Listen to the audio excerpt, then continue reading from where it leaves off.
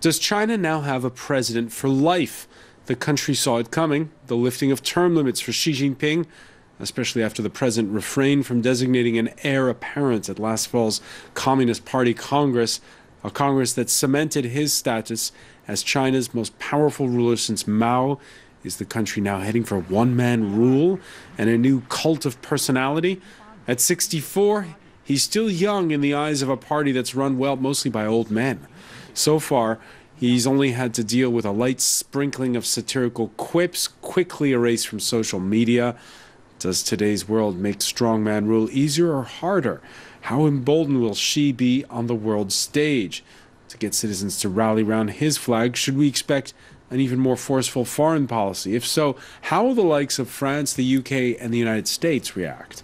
Today in the France 24 debate, we're asking, could Xi Jinping be the new Mao? And with us, Alice Ekman, head of China research at IFRI, who has just published in French, China in the World.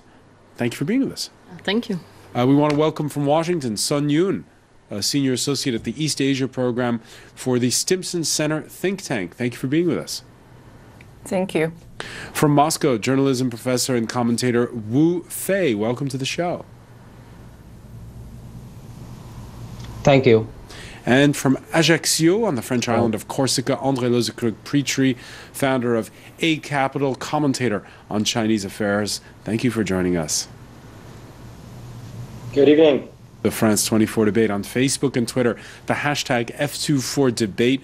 The decision set to be rubber-stamped in the coming weeks, a lifting of term limits that, for critics, raises the specter of one-man rule. Julia Kim has more.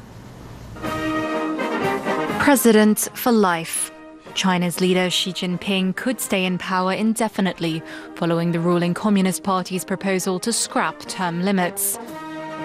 The prospect of indefinite rule has earned him the nickname Emperor Xi among China's social media users. But the government says the move is in line with China's political system and the will of its people. I suggest that you bear in mind the development of socialism with Chinese characteristics in the new era, and view these amendments to the Constitution in a positive manner. As for the guessing and speculation in the media, I hope you can heed the call of the Chinese people. At present, China's president can serve no more than 2 consecutive terms. This was established in the 1982 Constitution, abolishing a centuries-old tradition of lifetime rule. Xi is almost certain to be appointed to a second 5-year term in early March, and to more terms beyond, a move that's prompted concern. The power of Xi Jinping has become continuously consolidated, and of course, there is the concern about whether he will slide into a kind of fascism or personal dictatorship. The 64-year-old cemented his status as China's most powerful leader since Chairman Mao at last year's Communist Party Congress. The twice-a-decade event saw his name and political theory enshrined in the party's constitution. The 13th National People's Congress is all but certain to pass the amendment when it meets on the 5th of March.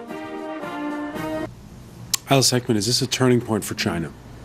It's a confirmation of what we have been seeing over the last 5 years. Xi Jinping is a strong man. He has restructured institutions in the first years of his mandate. He has positioned his friends and close allies around him. He had promoted an anti-corruption movement, which is still ongoing, and which generate a form of fear within the party, a fear of being investigated, a fear of being denunciated by colleagues or other party cadres. And today he's promoting a new ideological framework that I think we could say is inspired by Mao. Mao era itself. When we read closely, recent communication that was published yesterday or today by Xinhua News Agency, the state news agency, there is clear mention, and I quote, of the need to build a great modern socialist country, and also the need to promote people's democratic dictatorship. So this term sounds strange to us, but actually they were a term directly used by Mao. The term, expression people's democratic dictatorship was explicitly used under Mao era. So to me, I see a continuity, but not between Deng Xiaoping and Xi Jinping, but between Mao and Xi. At least I think now we have enough elements to draw a parallel without being too generalistic. But how did we get to this point? Because that 1982 constitution was a reaction to Mao and the fact that perhaps that cult of personality went too far in the eyes of many Chinese. Yeah, but not maybe in India, not in the eyes necessarily of Xi Jinping. It's very hard to understand Xi Jinping psychologically. He was himself a victim of the Cultural Revolution. He was sent down to countryside. So how did he react from that? What is his mindset? It's very hard to say. We were many analysts, raising question mark in 2012, saying what type of leader will Xi Jinping be? More conservative, more of a reformer? Will he open up further the economy or the political system? Now, first of all, we had a lot of opacity surrounding, the system, and opacity is still there because we didn't expect this decision, that was just mentioned in the report. But now we have enough evidence to say that he is conservative economically and politically. Politically, he has reinforced, the teaching of Marxist-Leninism, the practice that he has promoted, such as self-criticism and criticism, such as self-supervision, mutual supervision and mutual control within the party and outside the party, are direct legacy of the Mao era. So even if it's still hard to understand Xi Jinping's mindset, and draw a general and fine-tuned psychological analysis, we can say that he is a deep believer of socialism in the traditional sense, that he has a deep ambition for himself as a leader, not just for the coming years, but longer, because we don't know how much he will stay in power. Now he has a possibility to stay more than 2023, further on. But even if he stepped down by that time, if he decides to step down by that time, he has restructured institutions and influence, the decision-making process to such an extent that he could still be influential outside when stepping down. Deng Xiaoping was still influential when his remaining title was chairman of the Bridge Society of China. So, now we are trying to forecast who will be nominated next to him, next week, but independently of the nomination, he has restructured the party and the institution so much that his legacy will remain, I think, far beyond 2023. Sun Yun, what's your thinking? What made it possible for Xi Jinping to lord over the rest of the Communist Party in this way? Well, if we look at Xi Jinping's predecessor, look at Hu Jintao's 10 years, in China, that was regarded as a great decade of great inaction. So China got richer during that one decade, but China internationally was not regarded as the strong nation. The global status of China was on the rise, but then China was not regarded as a world leader or the peer of the United States.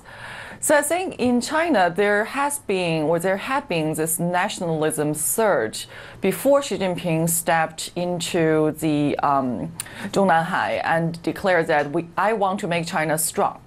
Because you could arguably say that the 3 decades or the 34 years before Xi Jinping came into power, the 34 years of reform and opening up has made China a rich nation. But now Xi Jinping is making the declaration that I'm going to make China a strong nation as well. And that calling has been welcomed by China or by a lot of Chinese citizens. So if you look at China, Xi Jinping's domestic political agenda, the anti-corruption campaign has been vastly popular among people who are tired of the rampant corruption within the party and the government. So I think Xi Jinping has identified those issues that he could exploit to boost his personal popularity, and also at the same time wiping out his political enemies, so paving up the way to where he is today. Paving the way to where he is today. Have people forgotten about the cult of personality under Mao? I don't think people have forgotten about it. I see And I hear a lot of concerns from China, from Chinese people and Chinese intellectuals asking, is Xi going too far? That we understand that he has a strong personality and he has a lot of ambitions coming to the so-called rejuvenation of the great Chinese nation. But is he pushing too fast? Is this premature? And is this going to lead us to where we were during the Cultural Revolution, where basically one-man rule led to the disaster of the history, in the history of the new China? So all those questions are being raised, but privately in China. Given the political climate, I don't think there are a lot of Chinese intellectuals or even scholars are able to raise those criticisms or questions in public, and that is very disconcerting. Wu Fei, let me ask you, one of the criticisms I've read today is that his anti-corruption campaign has been so successful that it's, well, as Alice Ekman was saying, it's scared a lot of people within the party. Does he run the risk now of just being surrounded by sycophants, people who tell him how great he is all day, and therefore that will cloud his judgment going forward? So my personal opinion is that a lot of people just compare with Maoism, Mao Zedong's timing, but it's not quite suitable this time because, you know, after 30 years of Chinese economic reform, you know, a lot of wealth now already exists in China. For example, Chinese tourism influence the world, and the Chinese economic now takes the second position of the world. So that is a huge problem for Chinese. You think about how to exist our wealth, our money. For example, that's kind of in the world, but from the there's a power of the national is not so good. So it's lots of Western country just join, enter in China. So Chinese as the colony. We're starting to lose the connection a little bit. We're gonna Wu Fei, we're gonna try to call you back because we're losing the Skype connection there with Moscow. We'll try to reconnect. Apologies for that. Andrei Lozakyug-Petri, your thoughts, because it's not just anti-corruption. People are counting on Xi Jinping to make major reforms in sectors that interest you as an entrepreneur, most notably banking, the way of doing business. Is this going to be an incentive to do so, or is this going to, well, mean that he can do whatever he wants? Well, look, I think this is a definite answer to the big question that many of us asked since 2012, where a lot of people said, is he going to be a reformer after this basically lost decade for reform, but which was a very good time for foreign companies as well as for Chinese during Hu Jintao.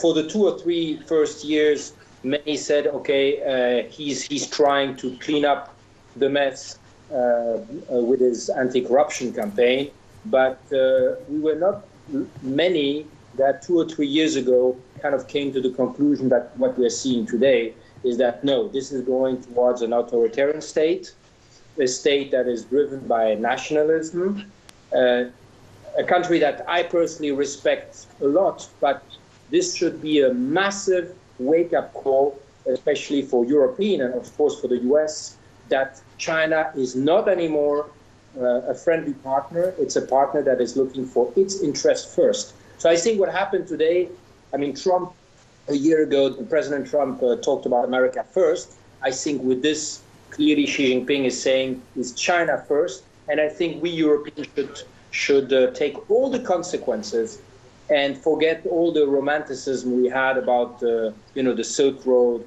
and all these nice plans which are coming out of China. I think it's really a wake-up call and a massive departure, if I may add, to Deng Xiaoping's.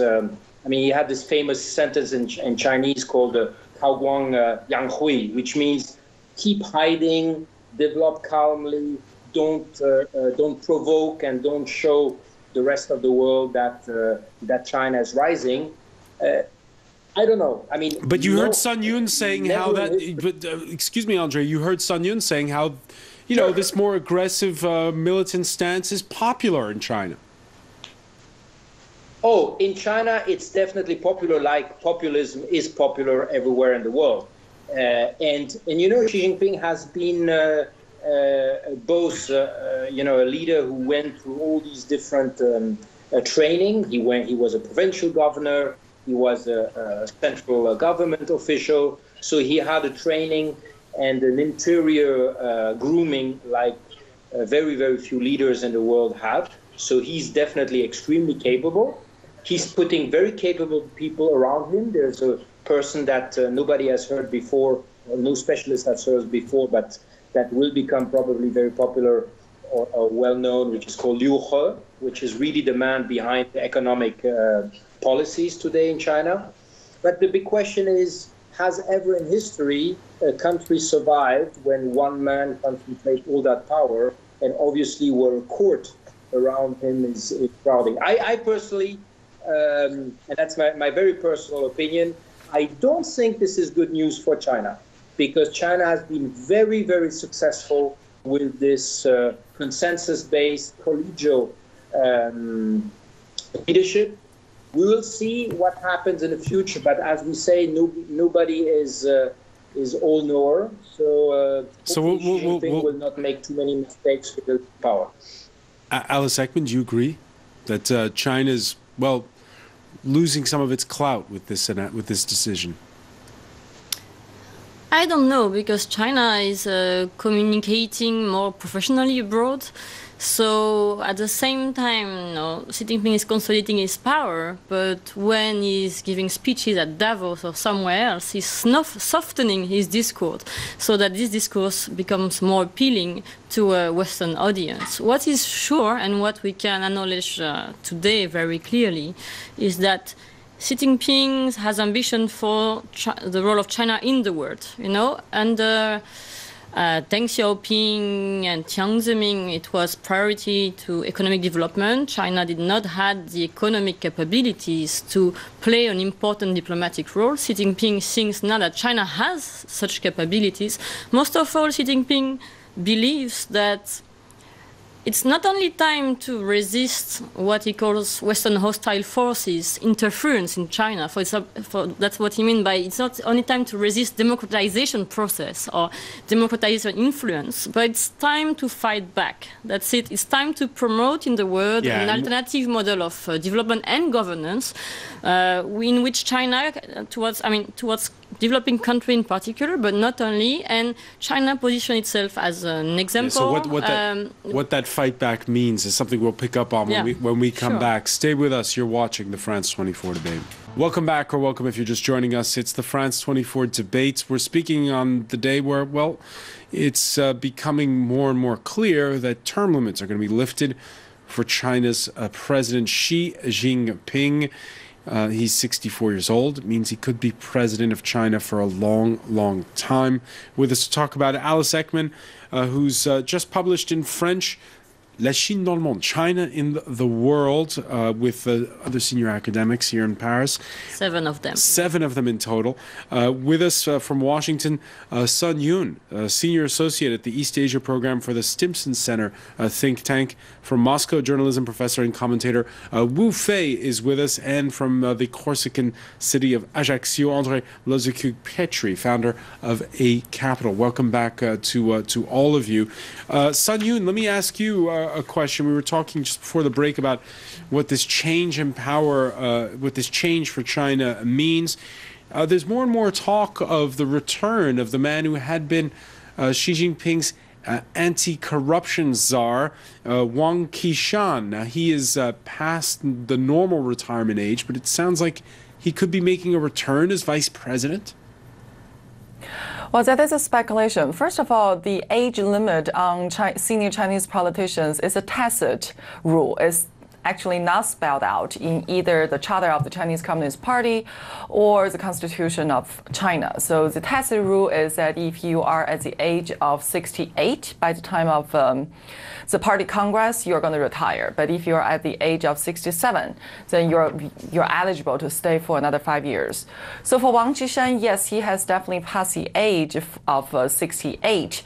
But the speculation is that he will be selected as vice president of China, and also this most recent indication of the constitutional change also lifts the limits of the terms for vice president as well of China. So we're looking at a situation that Wang Qishan will have another 5 years as Chinese vice president, and Xi Jinping is going to face not a limit for his term.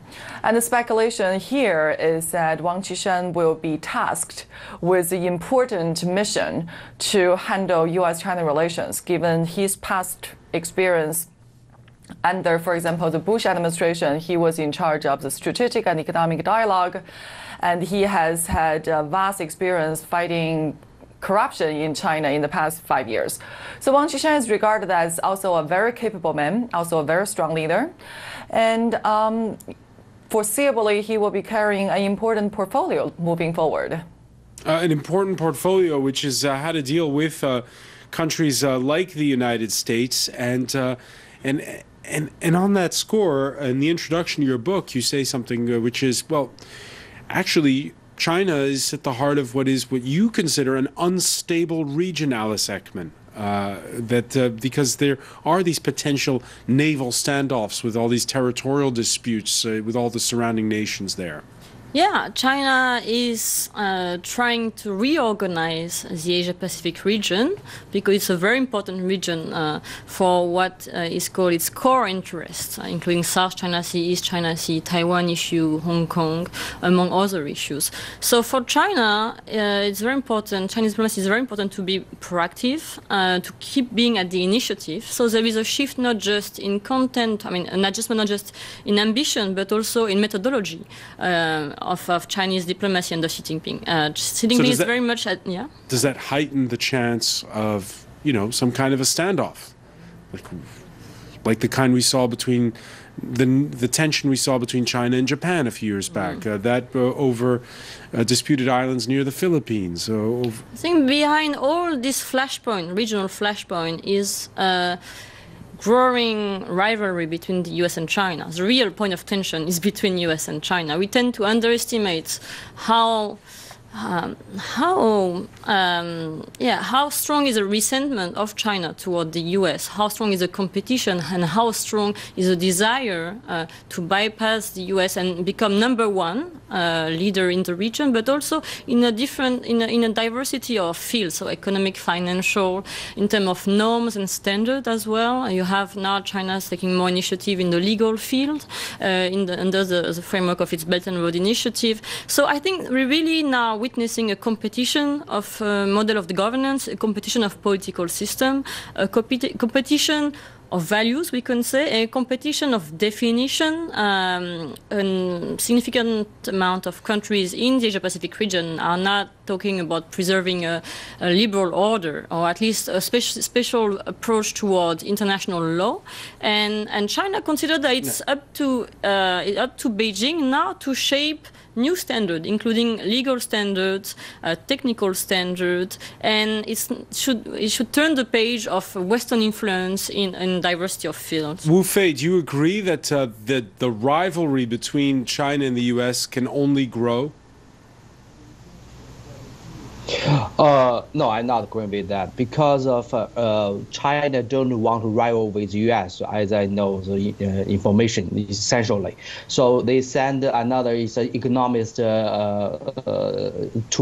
U.S. right now for 5 days visiting. So, but because of recent 5 years, so China has huge serious trouble around China, from the Taiwan mainland China and Taiwan and South China Sea and South Korea and North Korea's problem at the Senkaku Island, for example, recent time available from the India and the border with China. So I think it's a very huge and a very serious challenge to the Communist Party, Chinese Communist Party. So I think so that's the reason why Chinese people always worry about their wealthy, worry about their money. Because after 30 years, as I mentioned before, after 30 years reform, Chinese GDP already takes the second position in the world. But situation is just like the Qing dynasty. From the Qing dynasty, there's also strong economic, but from the power, political power, and other military power, they are not so strong. So same as a recent time in China, if Chinese leader was not strong enough, he cannot lead the Chinese military. So for example, military have his own business sometimes. So it's anti-corruption recent 2 years just carry on the military. So that means a serious corruption also exists in military. Yeah, so it's just like Qing dynasty, military just exists the drugs. So all the war between the West from Qing dynasty, we just lose all the war. So if the military not so strong, so we cannot control the military. So how about our wealth? So how about our money? So that's I think that's a serious problem for the Chinese people, right? So China, what you're saying is that needs to feel safer and bolstered is what you're saying. I want to turn now to one aspect of this that's happening at this particular point in time, and that is here in France. People over the weekend have been looking at China in a different light. Before visiting the big annual Paris Agriculture Fair this past weekend, France's president promised French farmers measures to prevent land from getting gobbled up on the sly by foreign investors. And by foreign investors, well, I guess you can read China. Locals express ambivalence. The farmers say they're happy about the cash injection, but feel dispossessed of their ancestral land. Now, the AFP news agency spoke to one Chinese billionaire who's bought 3,000 hectares in the wheat-growing center of France, and who asks, well, where's the problem? When we invest in farms in France, it's the same as what the Germans or the English do. It boosts economic development. In the future, the Chinese bakery market will expand considerably. The surface area of the land we bought is too small. It will not be enough. We intend to obtain most of the flour through French cooperation. Andre Lozakrug-Petri, is there a... we lost the connection, it seems. Andre Lozakrug-Petri, you with us? No, all right. Yes, I'm with you. Yeah, I'm with you. Are the Chinese buying French farmland? Is that a problem? Look, my point I was making before was about the fact that I think that this much more authoritarian image that China gives creates these reactions that with no other country creates. Let's think about it. 3,000 hectares, that's less than 1/3,000 or 4,000 of France. So we are not talking about buying a big chunk of land. China is the 11th or 12th investor in France. But no other country creates this kind of pushback or reaction where even the president steps in because it creates a lot of fears. So my point is here to say is that I'm not so sure that the strategy of China of being much more assertive is actually bringing its a massive benefit. And I want to show as an example the attitude of Germany. Germany has been probably the most accommodating country to China because the systems export-driven are very similar. Since 2 years, the mentality towards China has shifted massively in all parties. And China is now seen as a rival or even as sometimes aggressive on the economic front, which was absolutely not the case in Germany, which is much less politicizing these things. So I'm not so sure that this stance is going to bring a lot of benefits to China. So that's my concern. Yeah, by the way, we just in the past couple of hours have learned that the French state has stopped its initial plan to sell 10% of the airport in Toulouse to a Chinese consortium. Sun Yun, let me ask you your reaction to all of this. Basically, if Xi Jinping is strong, if he flexes his muscle, is that bad for business? Bad for business in China or bad for business in other countries? Bad for business with the rest of the world. Well, here's the thing. China has the cash. And China has made it clear that it is willing to use its financial resources, aka its money, to buy its influence across the world. And that does not only include the developing countries where China has already established much influence. Now it is coming to the developed countries. In Europe, in North America, we all face this question that China is coming with cash and they're willing to buy things. But then the question to us is, are we willing to sell? I think for the immediate future, it will be imprudent for China to try to use their financial assets or try to use their monetary means to directly interfere with the politics of the recipient country. But we all know that when we deal with China, that's probably in the game. Just not today, maybe not tomorrow, but eventually, somewhere down the road, China is going to say that we own this much financial assets in your country, and we don't like your position on, for example, human rights. We don't like your position on Dalai Lama, and we don't like your position on Taiwan. So we are going to mobilize the social influence in your country to change your policy course in a direction that is favorable to China. So the question for us is, are we willing to take that? I think for a lot of companies, they are concerned about their immediate profits. They're probably more eager to say yes to Chinese money than the government would be or than politicians would be, and certainly more than the intellectuals would be. Alice Ekman? Yeah, it's true that we are witnessing a competition of influence. And take the example very strong, well-coordinated public diplomacy is now in place since Xi Jinping has come to power, and we can already notice it in Europe. China's position are well heard, not just pronounced. Yeah, but is there going to be blowback? Is the question now? If Xi Jinping is seen to be too authoritarian or perhaps capable of throwing too much weight around? You know, the question we are raising here in France are not necessarily raised in other countries which are facing much stronger economic difficulties and which have a different type of relationship with China. And in particular, in developing countries, Chinese model, or even a different type of model, at least a model with a strong state, a planned economy, is becoming appealing.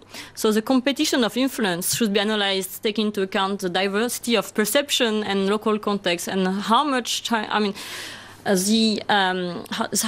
amount of effort China is putting in putting into question liberal order or liberal political system. You know, part of Chinese public diplomacy, talking point is to point at the weaknesses of what is called the West. So look, they were not able to catch up or to face the economic and financial crisis of 2008, 2009. Look at Europe, they are so divided. Look at the EU, it's such a complicated institution, overlap, etc. process.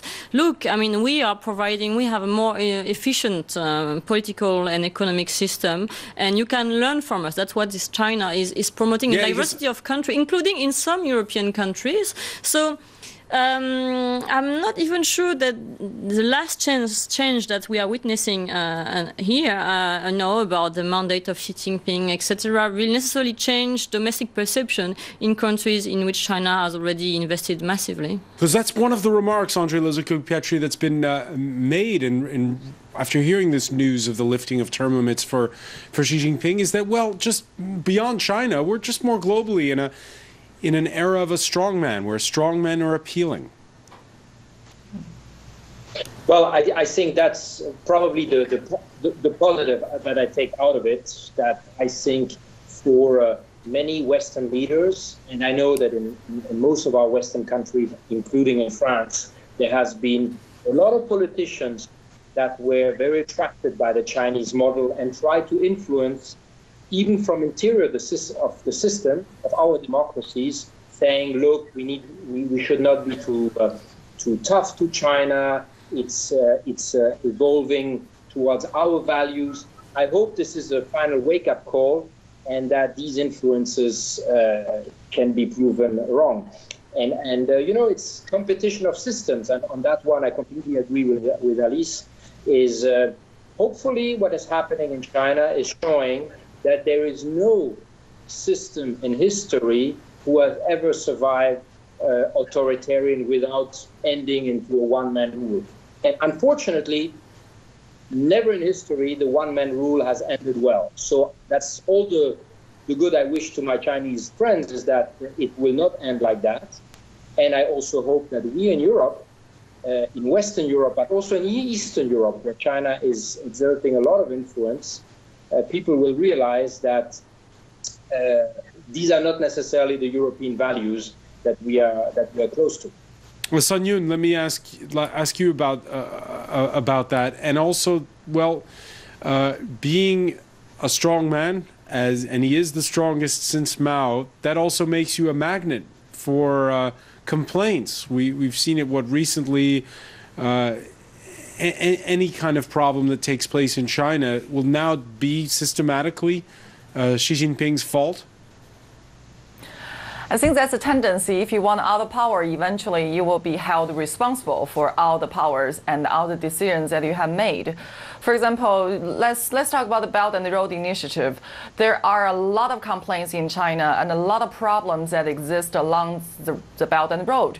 And who do people blame? Well, eventually it's going to be on Xi Jinping's account, because that is his signature foreign policy initiative.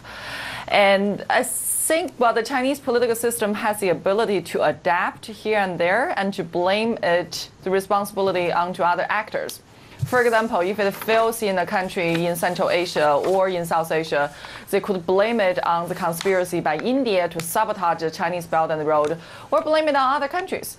And even within China, just call the Chinese companies to be insatiably greedy and blame the Chinese actors, local actors, for not following the corporate social responsibility or the rules of clean investment. So I think the Chinese system does have the ability to accommodate some of the blames and the responsibilities, but eventually it will be on Xi Jinping's account. It'll be on his watch. Sun Yun, I want to thank you for joining us from Washington. I want to thank as well Wu Fei in Moscow, Andrei Lizakuk-Petri in Ajaccio, Alice Ekman. Stay with us. Media Watch is next.